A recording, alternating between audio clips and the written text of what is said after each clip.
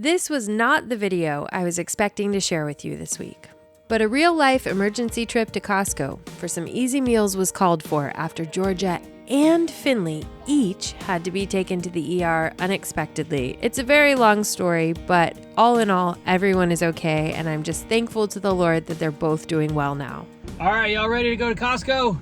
So I sent Bo off to get us some easy meals while we recovered. Holy cow, y'all. He basically bought the entire store. And although this is out of my comfort zone to show you all the details of what we bought from the grocery store, after posting a few photos on Instagram, I learned there are a lot of you asking what we get from Costco for our big family of 7. Ended up with a little over 1,000. So let's share it all. This guy is full with stuff. I can't even do it because there's all that. We're coming over here. We're full all over here. Look, we got all the feed. We got everything. It's a super big mess. We got food all over everywhere. But we did it.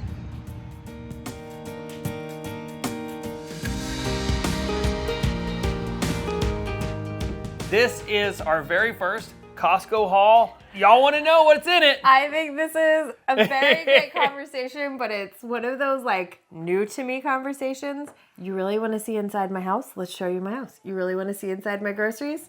Let's show you my groceries. Confession is that Bo went and did this whole grocery haul himself. I stayed home with a sick baby.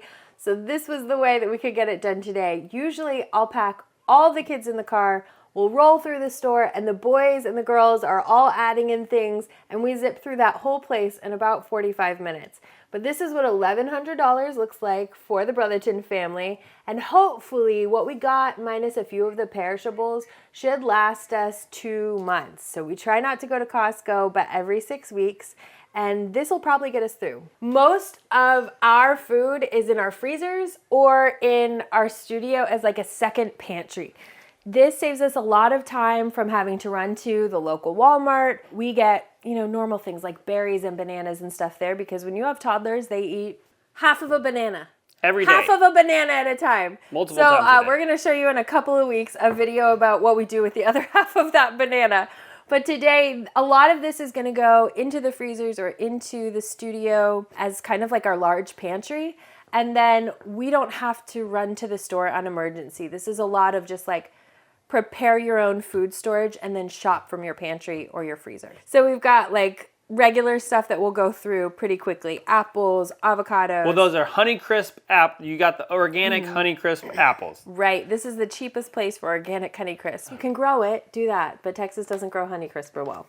Okay, this is gonna go alongside of all this yogurt that I just made on Instagram. We had a ton of milk built up in our milk fridge. So we put this yogurt with it. I like it. I don't know if it's because it's like grain-free. I just like it. So this is one that we get. And Bo will usually put this with raw milk. And That's my easy breakfast in the mornings. So those are like quick foods, obviously. Another quick food. And he even texted me and asked me, should I get said no. macaroni and cheese? And I said no, because it's like, all the kids, one of them really likes this. The rest of them don't. They don't care. But that's really good for us. But having the milk, having Goldie, I was gonna say, it's always an easy. We always have milk. We always have butter. This is a really quick, easy meal. These are convenient, but when you live in the country and everything's an hour away, this is like always in the car with us. Always a snack. The chomps. Tons of coffee because you know how we feel about lattes. So coffee is never it's never a negotiable. It is always get coffee no matter when you're going to Costco. And we bake all the time. So this is my favorite flour. There's a lot of bread that's like, use a bread flour. I am sure that is fantastic flour. This is the one I can get, and this is the one I like. Convenience foods and baking foods. And then bulk. So like toilet paper and paper towels. That should last us probably 2 months to 8 weeks. Yep, more convenience foods. So we do a lot of tortilla stuff with nachos and... Yep. And black beans and olives are somewhere back there too. Yeah, so I got the canned black beans. We have some black beans in long-term food storage. We just have to run it through the Instant Pot. Yeah. The cans are just so easy. You just tell the kid to go grab them. They can dump them in. Everybody uses cans. Yeah. Bro just doesn't know what everybody uses. Those almond crackers, I love those things. I'll grab some of these almond crackers, gluten-free, and then chomps. Yeah, Costco peanut butter, Costco almond butter. There's some garlic, peppers, bananas. This is just marinara sauce that we use for our sourdough pizza. I think it got bought out by a big company recently. Is it not as good anymore? I don't know if it's not as good anymore, but I think they're probably going to use like sketchy ingredients. So we have to watch that and see if that changed. We'll probably watch it and see what. Of course, someday we want to make our own pizza sauce, but we're just not there. I like how Bo's like so apologetic. He's like, we're going to grow our own tomatoes from our heirloom seeds. Yeah, maybe one day we will. I would like to one day, but at the moment, we're doing great. This is cheaper and faster, and it means we make our own food. Like, how about so this? I'm good. I know, like the salsa. When we can make our own salsa that tastes as good as this, we love this Mateo's salsa. It's not even sponsored, guys. A little bit harder. Oh, you got chicken. Well, I mean, I like how you're like, one day we'll grow everything for our salsa. And I'm like, I just need to get some meat first. Well, here's the deal. Yeah. We have the ducks out there, and they are meat ducks, and we have the baby. So we're going to be doing another round of meat chickens. Okay. But right now, we don't have them. Nothing's really special. Again, I feel like this might not be impressive, but maybe it's impressive to you. I don't know. Everybody's got their own things and like why they get what they get. So I have a teen who knows how to grill on the Blackstone.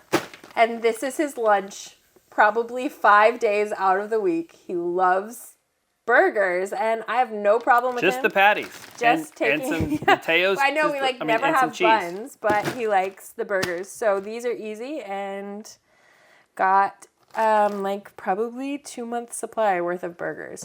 We'll also cook a bunch of them and then reheat them the next day. I think maybe it's surprising to people that I really don't do breakfast at my house. Not that I don't eat it, but I don't make breakfast. So most days out of the week, the kids are reheating dinner from the night before or one of the night's leftovers from the fridge. And then I'll usually do a lunch, and I'm always doing a dinner. And that's just because it runs easier in our house. So things like grab some blueberries and put it with yogurt. Super common breakfast for us. We're often doing like a one-pan dinner with sausage and like frozen veggie, like root veggies. And then convenience foods to make our life easier. Also, these nuggets. Convenience foods. These are my favorite thing. That was ever. A splurge. This is a splurge. I never buy these, and that's why it was like, hey, if you're going to Costco, and I can like sneak you this into the bag with you knowing, please go get a bunch of wings because they're like my favorite food. When we raise our meat birds, we're not going to do that. No. Wings are like extra luxury. So, and then the rest is like frozen veggies. So there's some green beans, some fruit for smoothies, juice and coconut water for adrenal cocktails. We can make our own butter. We're just now getting to the place where we can though. So like we've had 2 calves on Goldie and very little cream. I just made my first 12 ounces of butter a couple days ago. So we're starting to stock up. This is a great... Your first thing of butter, well, in like a couple of weeks. We've done butter this round. Done butter. Yeah, I have. You have? Mm-hmm. Oh. Yeah. I didn't know that. Yeah, I did butter once. Where did it go? Since pumpkin. You can Homestead and you can love Costco. And it's all good. Kelly and I both are totally... We're in the Justin and Rebecca Rhodes, you're thinking, like, do I have to do all of this from scratch? And no. And you're not? I'm not in a we have to do it all from scratch. Okay. Because we've tried to do it all from scratch, all of it at once, when something failed, then we felt like we were failing. So like when the garden would fail and we were trying to do it all from scratch, it's like, sure, this is a very realistic thing, but all of it all at once is stressful and it takes all the joy out. So I would rather do a couple things really well. Like we know how to raise meat, we know how to milk a cow out, and I will work on growing my own blueberries. Well, and at the same time, we don't go out to eat. Like that's the thing. The trade-off is we don't go out to eat. We still cook from home. So we know how we are going to do more meat birds because we prefer it. I do. And also, it's so funny, but like the convenience of going to get eggs, I've been very poo-poo about. I'm like, who cares? I can just trade some cream for eggs with my neighbors. It's going to be great. And I was like, I really just want to go grab eggs from outside. So well, then they started laying again. There are some trade-offs. But I also just think, like, if you're sitting there and you're like 2 years into homesteading and feeling like everybody does everything from scratch, this is peeling back the curtain. We do not do everything from scratch. We might milk our own cow, but we get our beans for lattes from Costco. We might raise our own meat birds, but in between, we're going to pick up meat where we can. With Georgia having to go to the ER, this saved us. The kids can, so we do like it. It's really different too. Once you've got kids that can cook, like before the kids would ever cook, they just ate whatever I gave them, and they still will. But like as far as clean ingredients and things like that go, like we don't avoid all seed oils. We don't avoid all non-organic food. We just do what we like, and we make good choices along the way. Mm-hmm. Tillamook cheese. There's some berries in there, some blackberries. Oh, here. So this is the reason why we don't do like a Meals on Wheels or anything like that. Meals on Wheels is for elderly. What are those meal things? You're talking about like Schwann's? I don't know. Just like the things that you can. You are 90 years old.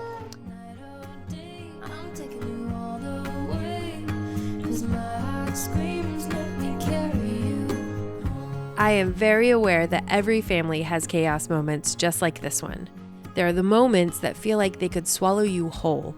And they might do that for us if our family didn't have a few steady anchors that we practice every day. These are rhythms that ground us and remind us that the Lord sees us and that He remains faithful. Family dinner is our most consistent practice that we do that reminds us of this. The girls have taken on designing dinner on the porch.